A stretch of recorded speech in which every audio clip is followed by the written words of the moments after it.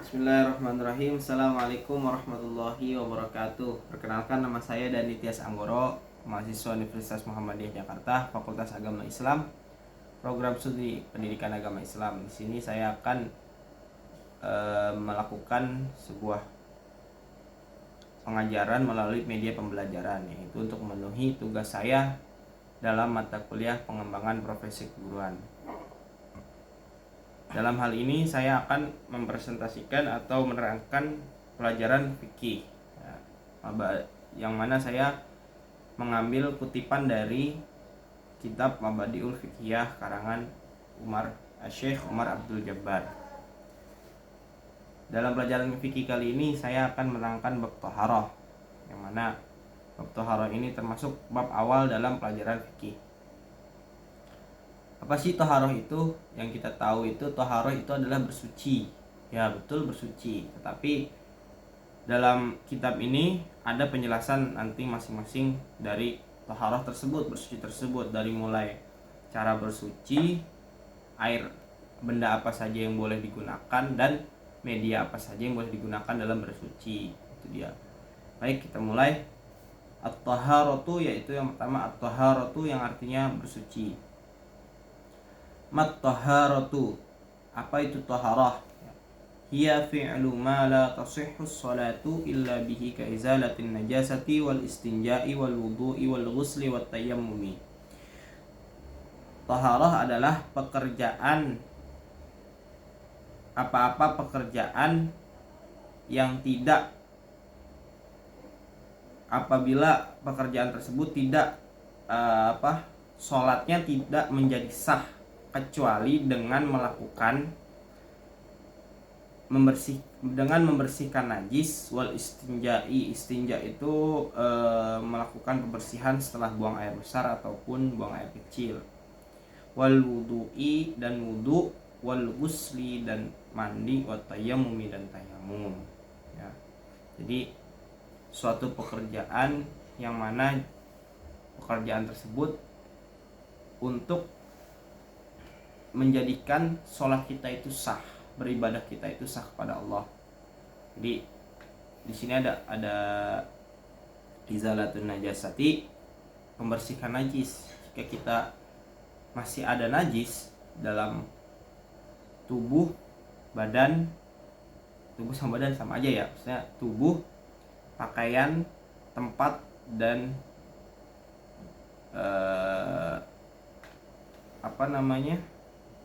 tempat kita itu masih ada najis, maka sholat kita tidak sah. Maka dalam hal tersebut dilakukanlah taharah, bersuci. Ya.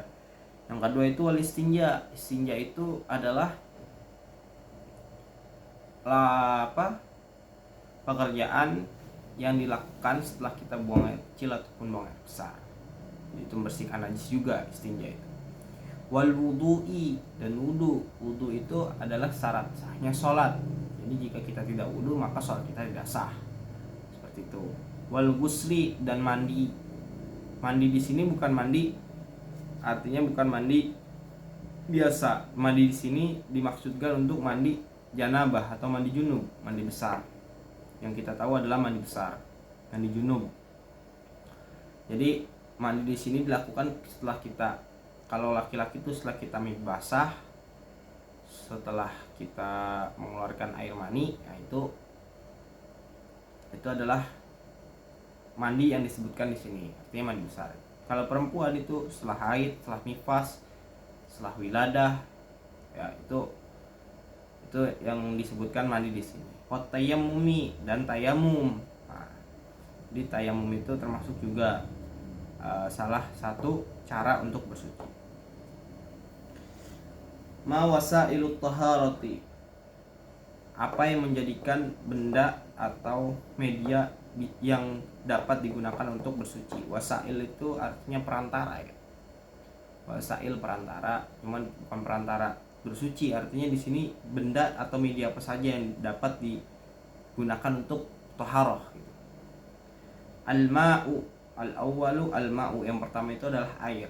Kenapa di sini air? Karena air itu adalah sumber dari kehidupan. 70% dalam dunia itu adalah air. Maka air di sini digunakan untuk bersuci. Wat turab, dan debu. Turab itu debu. Wal hajaru, hajarun itu batu. Wad dabghu, dabghu itu sabun. Nah, wat turab itu di sini debu yang suci ya, artinya bukan debu sembarang debu aja yang kita pakai. Ketika kita menemukan debu itu bukan berarti bisa debu itu gitu.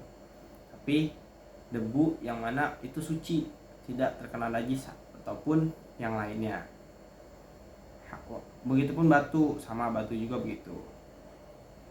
Begitupun dabghu, sabun. Nah, seperti itu yang tidak najis. Mal ma'ul ladzi yajuzu bihi tathhir. Air apa saja yang bisa, yang boleh untuk bersuci, tathhir, membersihkan. Ya, huwa kullu ma nazala minas sama. Air yaitu air yang setiap yang muncul atau turun dari sama, minas sama, dari langit. Au naba'a minal ardi, atau muncul dari bumi. Walam yakun mutanajjisan, dan tidak menjadikan air tersebut najis. Wala musta'malan, atau dan tidak memakainya. Artinya di sini setiap yang turun dari langit dan muncul dari bumi itu suci gitu. Tetapi ketika dia sudah tercampur najis atau sudah terpakai, itu dia sudah tidak suci lagi ya, tidak suci, artinya tidak boleh dipakai lagi. Jadi ketika ada air yang turun dari langit, biasanya kalau kita itu ada air hujan, kita tadangin pakai ember. Nah, ketika ember tersebut, di air dalam ember tersebut sudah tercampur najis, itu tidak bisa kita namanya untuk bersuci lagi. Jadi kita harus ganti lagi dengan air yang benar-benar sudah suci. Atau yang sudah terpakai, musta'malan, ya sudah terpakai. Mal ma'ul mutanajjisu, apa itu air yang najis? Wal ma'ul qalil alladzi waqa'at fihi najasatun, air yang sedikit yang sudah tercampur di dalamnya najis ya. Jadi air mutanajis ya, disebutnya ma'ul mutanajis, air mutanajis. Itu adalah air yang sedikit, artinya sedikit sini kurang dari 2 kulah. Nanti 2 kulah di sini diterangkan ya, berapa 2 kulah, lebihnya 2 kulah seperti apa, kurang lebih 2 kali seperti apa. Jadi ma'ul qalil itu adalah air yang sedikit, artinya kurang dari 2 kulah, yang mana air tersebut sudah tercampur atau sudah kemasukan najis, benda-benda yang najis seperti air kencing, kotoran manusia maupun kotoran binatang, itu sudah tercampur najis. Nah, itu disebutnya air mutanajis karena air yang sudah tercampur dengan najis. Itu dia. Mal ma'ul musta'malu, apa itu air yang musta'mal ya? Huwal ma'ul qalil musta'malu fi raf'i hadatsin au izalatin najasin, yaitu air yang sedikit yang sudah terpakai. Musta'malu itu, musta'mal itu air sudah terpakai, asal katanya ista'mala yasta'milu, makai ya. Huwal ma'ul qalil, air yang sedikit yang sudah terpakai di dalamnya untuk mengangkat hadas atau najis. Jadi air musta'mal itu air yang sudah dipakai. Contoh, ketika kita wudu ketika kita membasuh muka, itu ada ketika kita nadah air lagi, air yang tetesan tersebut netes ke tangan kita yang sudah terisi air tadi, itu namanya air tersebut sudah tercampur air musta'mal. Jadi nggak boleh pakai lagi. Ketika kita berwudu, ada tetesan air yang menetes di wadah tangan kita ini, itu tidak boleh lagi pakai. Itu namanya air mustakmal. Ya, ma'ul mustakmal artinya air yang sudah terpakai. Mal ma'ul qalil, apa itu air sedikit? Air yang sedikit, huwa maduna qullataini. Huwa yaitu kurang dari 2 kullah, maduna ya, kurang dari 2 kullah. Tiada ukuran 2 kullah di sini. Ya. Jadi air sedikit itu air yang kurang dari 2 kullah. Mal ma'ul katsir, apa itu air yang banyak? Huwa ma balagha qullataini fa aktsara, yaitu air yang lebih, balagha itu sempurna 2 kullah. Balagha ya, sempurna 2 kullah, fa aktsara dan melebihi, artinya melebihi 2 kullah itu air yang banyak. Air banyak itu melebihi 2 kullah, itu air banyak. Makullatani, apa itu 2 kullah? Al-kullatani ibaratun an uqatan taqriban. 2 kullah itu diibaratkan seperti 148 on. Kurang lebihnya itu 148 on, bukan kurang lebih. Jadi diibaratkan kullatani itu beratnya itu 148 on. Kalau ditimbang itu udah 2 kullah. Au miqdaruha tasa'uhu birkatu ma'in murabba'atun tuluha dira'un wa rub'un dira'in wa arduha wa umquha kadzalik. Jadi tempatnya itu luasnya ya, luas dari tempat air itu murabba'atun tuluha dira'an warubu'an warubkhun warubjun warubju dhira'in ya, panjangnya itu sekitar kayak kubus itu panjang kali lebar itu sama-sama 1 hasta. 1 hasta itu segini apa segini oh. 1 hasta ya, kita 1 hasta, panjang ke atas 1 hasta, panjang ke sana 1 hasta. Jadi masing-masing itu lebar kubus 1 hasta, itu 2 kullah.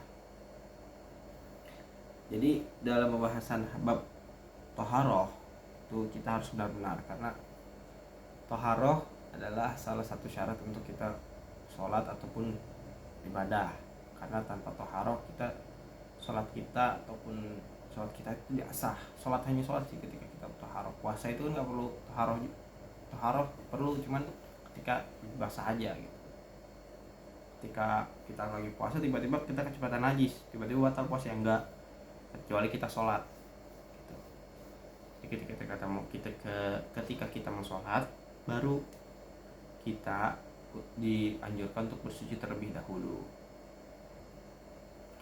Mungkin ketika kita ingin sholat, kita harus memeriksa terlebih dahulu dari mulai pakaian, tempat, dan tubuh kita sudah bersih atau belum ya, sudah bersih dari warna najis, bau najis, rasanya najis, dan bentuknya ya.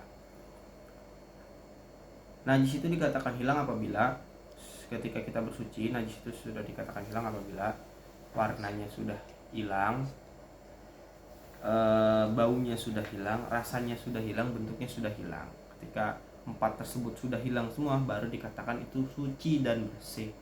Bersih itu belum tentu suci, tetapi suci itu sudah tentu bersih. Mungkin sampai sini saja. Ketika satu lagi, ketika kita hanya mengingatkan saja sebelum kita melakukan tadi melakukan sholat itu, kita dianjurkan untuk bersuci terlebih dahulu. Karena pertama, sholat itu kan kita menghadap Allah, menghadap Tuhan kita, jadi harus dengan suci terlebih dahulu. Minimal, ya nggak minimal sih, karena wudu itu adalah syarat sahnya sholat. Jadi ketika sebelum sholat kita harus berwudu terlebih dahulu. Ya, mungkin cukup sekian penjelasan dan penerangan saya dalam pelajaran fikih kali ini. Kurang lebihnya mohon maaf. Assalamualaikum warahmatullahi wabarakatuh.